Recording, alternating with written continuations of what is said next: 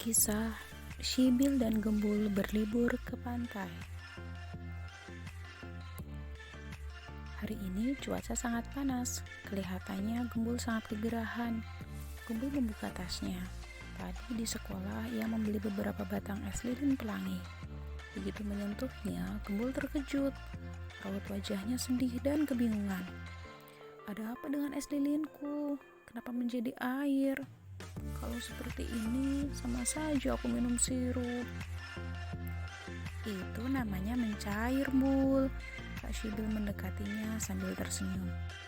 Saat kamu membelinya tadi, dari dalam freezer kan, suhunya biasanya negatif 10 derajat Celcius. Begitu kamu mengeluarkannya lalu memasukkannya ke dalam tas, suhunya pasti naik. Apalagi kamu membawa tasmu berjalan di bawah terik matahari. Coba saja kamu cek suhunya sekarang. Nih, gunakan termometer ini, lanjut Kak Sybil sembari menyodorkan termometer. Benar, es lilin yang mencair sekarang suhunya 12 derajat Celcius, seru Gembul. Coba tebak, berapa derajat kenaikan suhunya saat kamu mengambilnya dari freezer tadi sampai sekarang, sehingga yang tadinya padat menjadi cair? Tantang Kak Sybil. Gembul masih berpikir, kamu bisa membantunya? Apakah es lilinku bisa kembali seperti semula, Kak? Ujar Gembul dengan suara ragu. Bisa lah, bisa, jawab Sybil menirukan gaya salah satu YouTuber. Gampang, turunkan lagi suhunya, lanjutnya. Dengan menyimpannya pada lemari pendingin, seru Gembul antusias. Yaps, tepat sekali. Berapa lama? Relatif, tapi bisa kita perkirakan kok. Kita coba memasukkannya dulu selama 1 menit ke dalam kulkas.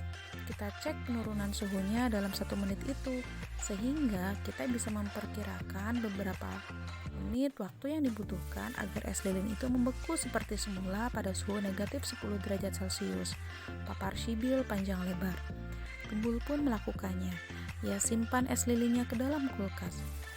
Setelah 1 menit, ia cek kembali suhunya yang tadinya 12 derajat Celcius menjadi 10 derajat Celcius atau turun sebesar 2 derajat Celcius. Agar kembali beku dengan suhu negatif 10 derajat Celcius, perkirakan berapa menit ya waktu yang diperlukan? Urusan membekukan kembali es lilin Gembul sudah beres. Selepas sholat zuhur, Sybil teringat pesan ibu untuk mengeluarkan daging yang akan dimasak nanti malam dari dalam freezer. Besok Sabtu, keluarga Sybil akan pergi berlibur ke pantai. Ibu akan memasak rendang untuk bekal piknik mereka. Masaknya kan nanti malam, kenapa dikeluarkannya sekarang? Tanya Gembul keheranan.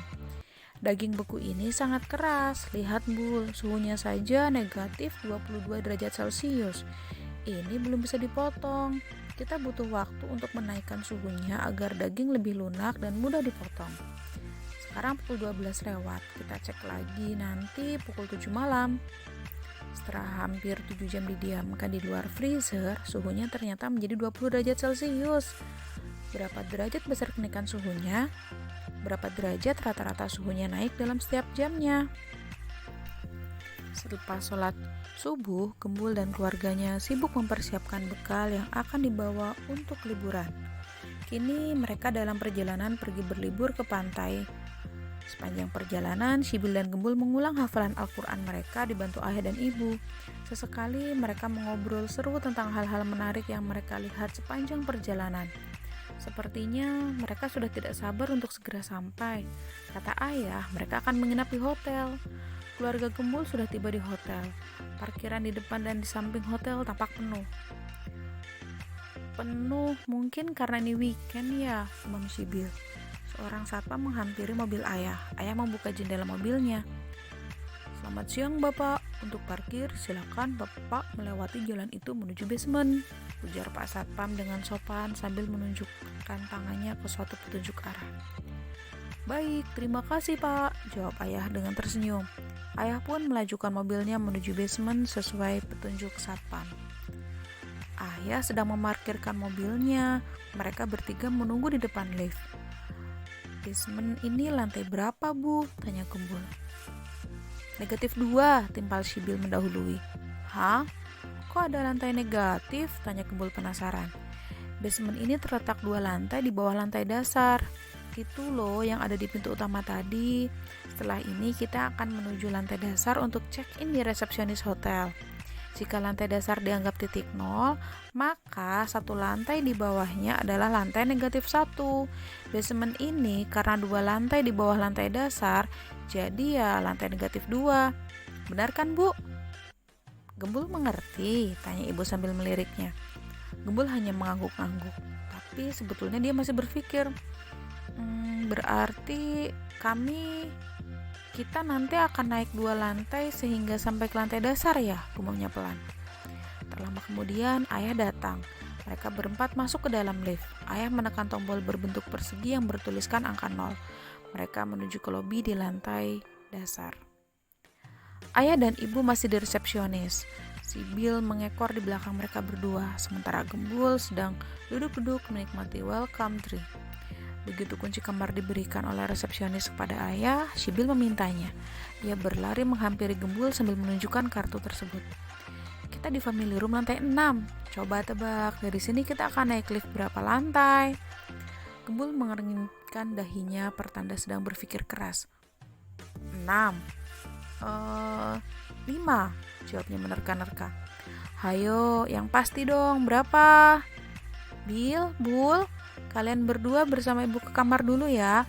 Bersiap untuk sholat zuhur. Ada barang yang tertinggal di bagasi mobil. Ayah akan turun ke basement untuk mengambilnya. Nanti ayah akan menyusul kalian naik ke lantai 6. Kita sholat berjamaah. Baik ayah, ujar mereka berdua serempak. Si Bill berjalan menuju lift sambil berpikir. Setelah turun 2 lantai ke bawah menuju basement, ayah harus naik berapa lantai untuk sampai ke kamar mereka di lantai 6 ya? Sore ini cuaca sangat cerah. Si Bill, Gembul, ayah dan ibu baru saja menunaikan ibadah sholat asar. Mereka bersepeda menuju ke pantai. Pantainya sangat indah, dengan pasir putih yang sangat halus dan tanaman perdu yang unik. Mereka berempat naik perahu. Airnya sangat jernih. Dari atas perahu, batu-batu karang dan ikan-ikan yang berenang kian kemari maupun berdiam diri terlihat sangat jelas. Gembul terbelalak ketika matanya menangkap sesosok ikan pari yang sedang berdiam diri menempel di dasar batu karang. Sibil, lihat! Alih-alih melihat ikan pari, Sibil bertanya pada pengemudi perahunya. Pak Bejo namanya. Pak Bejo, di bawah perahu kita kira-kira kedalaman airnya berapa meter? Sekitar 8 meter, nak, jawab Pak Bejo. Berarti ikan pari itu berada pada kedalaman 8 meter juga di bawah laut. Atau kalau dinyatakan dalam angka negatif 8, dibaca negatif 8. Iya kan ya? Suruh Sibil setengah berteriak. Ayah mengacukan ibu jarinya sambil tersenyum ke arah Sibil. Diam-diam Gembul ikut menyimak ucapan kakak yang sangat dikaguminya itu. Berarti kalau ikan badut itu berenang 2 meter di bawah laut, posisinya adalah negatif 2 ya, ujarnya tak mau kalah. Tepat sekali, jawab ayah sambil mengacungkan 2 ibu jari sambil tersenyum ke arah Gembul. Coba lihat ke atas sana, ada seekor burung yang sedang terbang. Jika ayah perkirakan ketinggian terbangnya di udara adalah 10 meter dari permukaan laut. Bisakah dihitung jarak burung itu dengan ikan pari yang sedang berada di kedalaman 10 meter di bawah laut? Berapa pula jarak burung itu dengan ikan badut yang berada pada kedalaman 1 meter di bawah laut? Berapa pula jarak ikan badut dengan ikan pari? Sibil dan Gembul antusias sekali menjawab pertanyaan ayah. Perahu yang mereka naiki semakin jauh dari pantai menuju ke tengah laut. Tiba-tiba, mereka dikejutkan oleh seekor lumba-lumba yang melompat ke atas permukaan laut setinggi 2 meter. Wow, lumba-lumba itu terbang ayah, seru Gembul kegirangan. Bukan terbang, Bul, dia melompat ke atas permukaan laut untuk menghirup udara. Lumba-lumba adalah mamalia air, jadi bernafasnya menggunakan paru-paru, bukan dengan insang seperti ikan-ikan lainnya, papar Sibil panjang lebar. Oh, aku pikir lumba-lumba itu terbang untuk menangkap makanannya di udara, sahut Gembul sambil tersenyum lebar. Kamu pikir lumba-lumba makan serangga yang terbang di udara? Timpal Sibil sambil tertawa.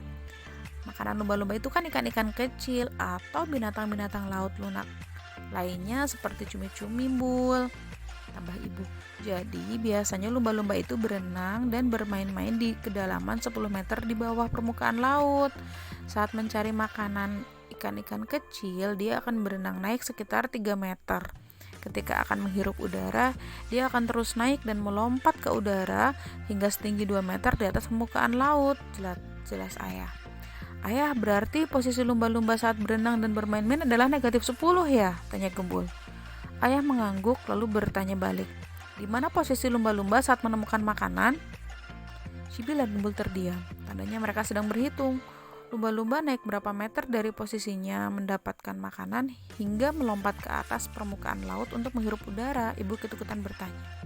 Sibil dan Gembul masih terdiam. Mereka berpikir semakin dalam. Sementara perahu mereka sudah bergerak mendekati tepian pantai. Hari sudah menjelang senja. Mereka harus segera kembali ke hotel untuk melaksanakan sholat maghrib. Malam nanti selepas waktu Isya, mereka akan bakar-bakar ikan di tepi pantai. Tidak akan sampai larut malam karena mereka harus beristirahat dan mempersiapkan diri untuk kegiatan seru esok pagi, snorkeling dan diving. Setelah sarapan, kemudian sholat duha, mereka kembali berlayar. Kali ini menggunakan kapal. Yeay, akhirnya setelah sekian lama kita menyelam lagi, seru Sibil kegirangan. Perahu mereka berhenti tidak jauh dari tepian pantai. Sibil dan Gembul, kalian berdua snorkeling ya, ayah dan ibu akan menemani kalian. Nanti saat ayah dan ibu diving, kalian tetap di atas perahu ya. Siap bu, seru Sibil dan Gembul hampir berbarengan. Selama hampir 1 jam, Sibil dan Gembul melakukan snorkeling ditemani ayah dan ibu. Mereka senang sekali membersama ikan-ikan berenang kian kemari di antara indahnya terumbu karang. Mereka sangat bersyukur alam Indonesia tetap lestari. Setelah cukup puas menikmati indahnya terumbu karang, mereka naik ke perahu. Bermain-main dengan ikan memang melelahkan. Gembul sudah sangat kelaparan. Ia tak sabar menyantap perbekalan yang sudah disiapkan ibu. Mereka makan bersama. Pak Bejo pun ikut makan bersama mereka. Kapal mereka bergerak ke tengah laut menuju lokasi. Ayah dan ibu akan melakukan penyelaman berpuluh-puluh meter di bawah laut. Ayah dan ibu sudah bersiap dengan pakaian dan perlengkapan menyelamnya. Ayah masuk ke dalam air, kemudian disusul oleh ibu. Mereka menyelam beriringan, menikmati pesona terumbu karang yang dipenuhi ribuan ikan-ikan cantik dan unik di kedalaman. Saat ini mereka berdua sudah pada posisi 13 meter di bawah laut. Jika dinyatakan dalam bilangan, mereka pada posisi negatif 13. Jika posisi Sibil dan Gembul di atas kapal berukur 1 meter di atas permukaan laut, berapa jarak ayah ibu dengan Sibil dan Gembul?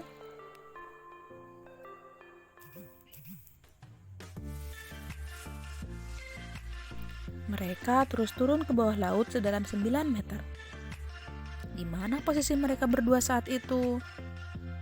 Setelah hampir 3 jam, mereka melakukan penyelaman. Mereka akan bergerak naik menuju kapal. Jika dasar kapal setinggi 1 meter di atas permukaan laut, berapa jarak yang akan ditempuh ayah dan ibu untuk bisa tiba kembali ke atas kapal? Hari sudah menjelang siang. Matahari pun semakin terik. Kapal mereka sedikit lagi tiba di tepian. Liburan sudah cukup. Selepas sholat zuhur nanti, mereka akan bersiap pulang. Besok Senin, ayah dan ibu kembali bekerja.